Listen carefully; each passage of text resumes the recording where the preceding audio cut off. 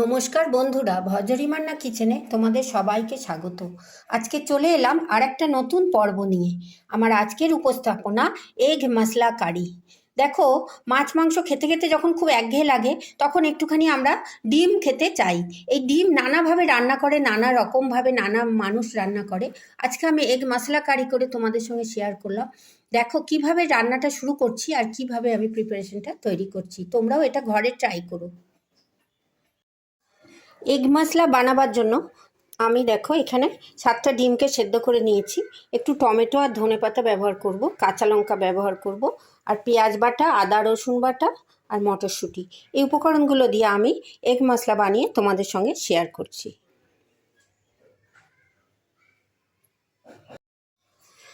সব ডিমগুলোকে খোসার থেকে খুব ভালো করে ছাড়িয়ে নিলাম। এগ মশলা বানাবার জন্য আমি প্রথমে একটা কড়াই বসিয়ে নিয়েছি, তাতে একটু সর্ষের তেল দিয়ে দিচ্ছি।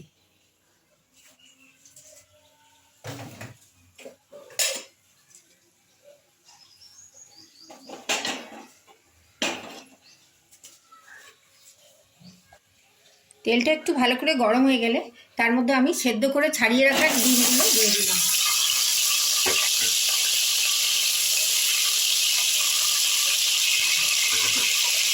ডিমগুলো একটু কালার আনার জন্য ওপরে আমি একটু নুন দিয়ে দিচ্ছি, একটু হলুদ দিয়ে দিচ্ছি,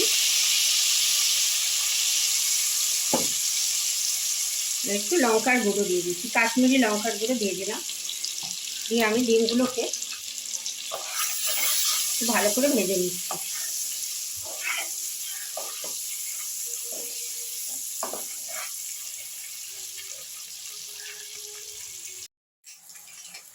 আমি ডিমটাকে একটু লাল লাল করে ভেজে নিচ্ছি।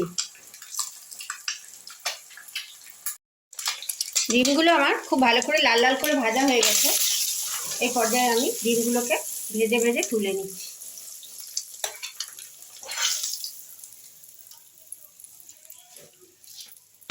এবার ওই তেলের মধ্যে আমি দিয়ে দিচ্ছি একটু শুকনো লঙ্কা,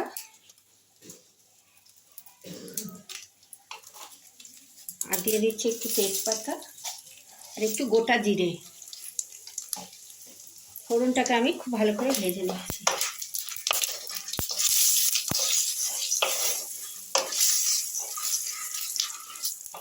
এরপর আমি এর মধ্যে দিয়ে দিচ্ছি একটু পেঁয়াজ বাটা,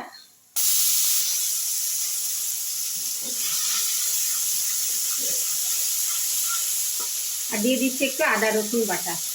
পেঁয়াজ আদা রসুনটা একটু বেশি মাত্রায় লাগে, যেহেতু এগ মশলা গায়ে মশলাটা কষা কষা থাকে ডিমে, একটু মশলাটা বেশি হলে খেতে খুব ভালো লাগে।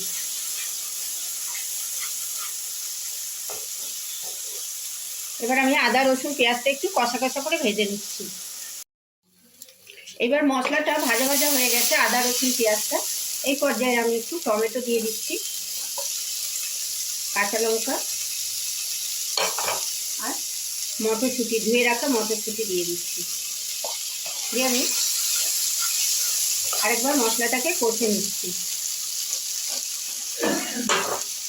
একটু নুন দিয়ে দিচ্ছি, তাহলে টমেটোগুলো খুব তাড়াতাড়ি গলে যাবে। আমি ভালো করে মশলাটা আর একটু কষে নিচ্ছি।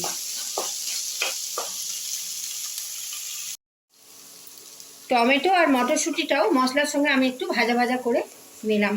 টমেটোর জলটাও বেরিয়ে গেছে। এই পর্যায়ে একটা উপকরণ আমি দিচ্ছি, এটা দিয়ে দেখবে খুব সুন্দর খেতে হয়। মাছের কালিয়া, ডিমের কারি। একটু দারচিনিকে আমি গোটা দারচিনিকে শুকনো খোলায় বেটে আমি এর মধ্যে দিলাম। খুব ভালো টেস্ট হয়, গন্ধটাও খুব সুন্দর হয় দারচিনির। দারচিনি গুঁড়োটা দেওয়ার পর এবার আমি মশলাটা যখন দেখলাম কষা কষা হয়ে গেছে, আমার সেদ্ধ করে ভেজে রাখা ডিমগুলো আমি এর মধ্যে দিয়ে দিলাম। দিয়ে এবার ডিমের সঙ্গে মশলাটা আমি মাখো মাখো করে নিচ্ছি।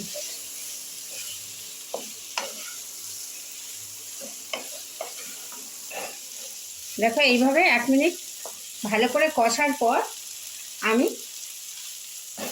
সমস্ত উপকরণগুলো ভাজা ভাজা হয়ে গেছে, মশলাটাও ভাজা হয়ে গেছে। এবার আমি মশলাটা আর ডিমটা একসঙ্গে মাখিয়ে নেওয়ার জন্য একটু গরম জল ব্যবহার করলাম। বেশি জল দিতে হবে না, এটা খুব গায়ে মাখা হয় ডিমটা, ভাত রুটি পরোটা দিয়ে খেতে খুব ভালো লাগে।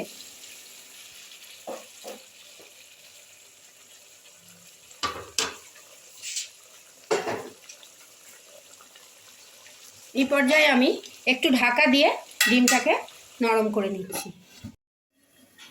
এবার আমি ঢাকাটা খুলে দেখো ডিমটা ফুটে উঠেছে, গ্রেভির সঙ্গে মাখো মাখো হয়ে গেছে। এখন আমার একটু কয়েকটা স্টেপ বাকি আছে। এবার আমি এর মধ্যে অল্প একটু জিরের গুঁড়ো দিয়ে দিলাম, খুব সামান্য, আর দিয়ে দিলাম একটু ধনের গুঁড়ো আর অল্প একটু কাশ্মীরি মির্চ। গ্রেভির টেস্টটা আরও সুন্দর করার জন্য আমি এই 3টে মশলা আবার অ্যাড করলাম। গ্যাসের ফ্লেমটা আবার বাড়িয়ে দিলাম। দেখো ডিমের সঙ্গে মশলাগুলো খুব ভালো করে মাখো মাখো হয়ে যাচ্ছে। এই পর্যায়ে আমি আরেকবার ঢাকা দিয়ে দিলাম যাতে মশলাগুলো গ্রেভির সঙ্গে মিশে যায়।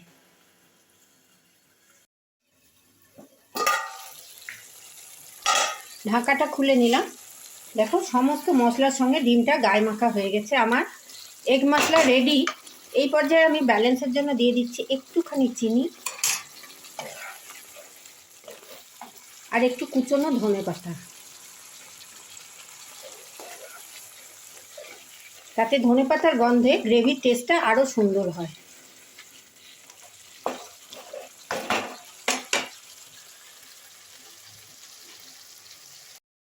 দেখো কি সুন্দর রং হয়েছে আর দেখতে কত সুন্দর হয়েছে। নামানোর আগে আমি গ্রেভিতে একটুখানি ঘি দিয়ে দিলাম আর দিয়ে দিলাম একটু গরম মশলা। ব্যাস হয়ে গেল আমার ডিমের ঝটপটা এগ মশলা। এটা তোমরা পরোটা লুচি সব কিছু দিয়ে খেতে পারো, বাচ্চারাও এটা খুব ভালোবাসবে, বড়োদেরও খুব ভালো লাগবে।